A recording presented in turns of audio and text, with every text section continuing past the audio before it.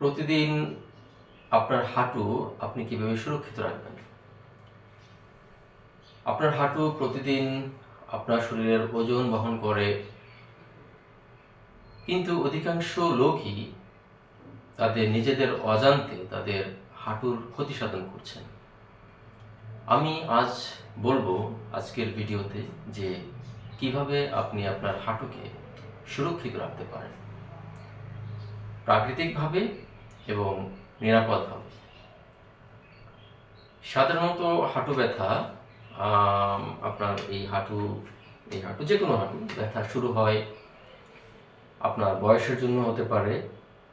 আমরা সাধারণত এটা ভেবে থাকি যে বয়সের কারণে এটা হয়, কিন্তু আপনার দুর্বল মাংসপেশি, অর্থাৎ যে মাংসপেশিগুলো হাঁটুকে সাপোর্ট দিচ্ছে, আপনার শরীরের ভঙ্গিমা যদি সেটা কারেক্ট না থাকে, ইনকারেক্ট থাকে, সেক্ষেত্রে এটা হাঁটুর ক্ষতি করতে পারে।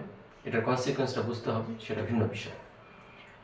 এবং আপনার যে অভ্যাসগত ত্রুটি এবং আপনার শরীরের অতিরিক্ত ওজন, এগুলো প্রতিনিয়ত অল্প অল্প করে আপনার হাঁটুর ক্ষতি করছে। তো আজ আসুন আমরা জেনে নেই কিভাবে আমরা আমাদের হাঁটুকে সুরক্ষিত রাখতে পারি। প্রথমত, আপনি প্রতিদিন হাঁটুর নড়াচড়া করবেন। আপনাকে মনে রাখতে হবে, আপনাকে স্মার্টলি মুভ করতে হবে, কিন্তু অতিরিক্ত নয়, আবার একদম কমও নয়। আপনাকে দীর্ঘ সময় বসার যে অভ্যাসটা, সেটাকে পরিহার করতে হবে।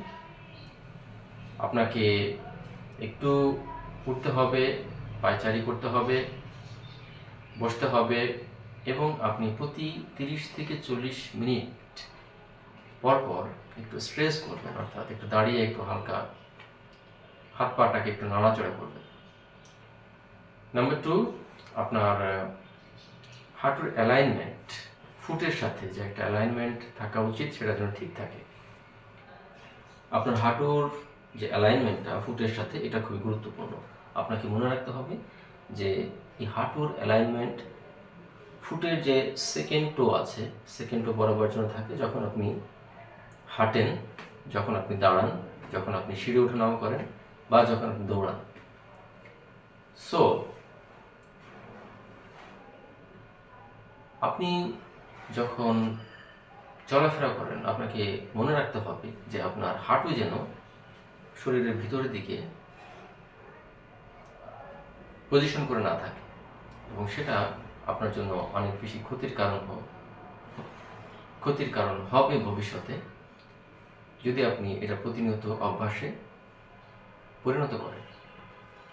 এবং নাম্বার 3, আপনাকে মনে রাখতে হবে যে আপনার পেশির শক্তি আপনাকে প্রোটেকশন দেয়। আপনার হাঁটুকে সাপোর্ট করছে যে পেশিগুলো, অর্থাৎ আপনার থায়ের যে পেশিগুলো আছে এবং হিপের যে পেশিগুলো আছে, সেগুলো যদি যথেষ্ট শক্তিশালী থাকে, তাহলে আপনি ভাবতে পারেন তারা আপনার হাঁটুকে অনেক ভালো প্রোটেকশন দেবে।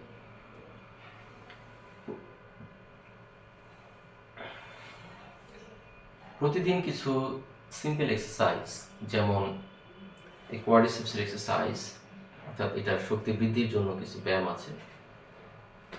এই মাসেলস, ফ্রন্ট মাসেলস, এটাকে কোয়াড্রিসেপস বলেন, এটার এক্সারসাইজ, এবং আপনার ব্রিজিং এক্সারসাইজ, অর্থাৎ কোমর উঁচু করা ব্যায়াম। আমরা বিছানায় চিত হয়ে শুয়ে যে কোমরটাকে উঁচু করি বা হিপটাকে উঁচু করি, এই ব্যায়াম। এবং আমরা কাত হয়ে শুয়ে যে পাটাকে উঁচু করি, শূন্যে কিছুক্ষণ রাখি, আবার নামিয়ে ফেলি, এটা। এবং ওঠ বস, এগুলো আপনার হাঁটুর স্বাস্থ্যের জন্য অনেক উপকারী। এবং নাম্বার 4, আপনার প্রতিদিনের অভ্যাসের প্রতি আপনাকে গুরুত্ব দিতে হবে। সেটা হলো যে আপনি দীর্ঘক্ষণ ডিপ স্কোয়াটিংয়ে থাকবেন না, বা অর্থাৎ ডিপ স্কোয়াটিং বলতে আমরা যে টয়লেটে বসে থাকি, ওই যে পজিশনটা, এবং এটা অনেক সময়, লম্বা সময় এভাবে আপনি বসতে পারবেন না। এবং যে ফ্লোরে আমরা যে বসি, সেটাও লম্বা সময় ফ্লোরে বসার অভ্যাসটা পরিহার করতে হবে।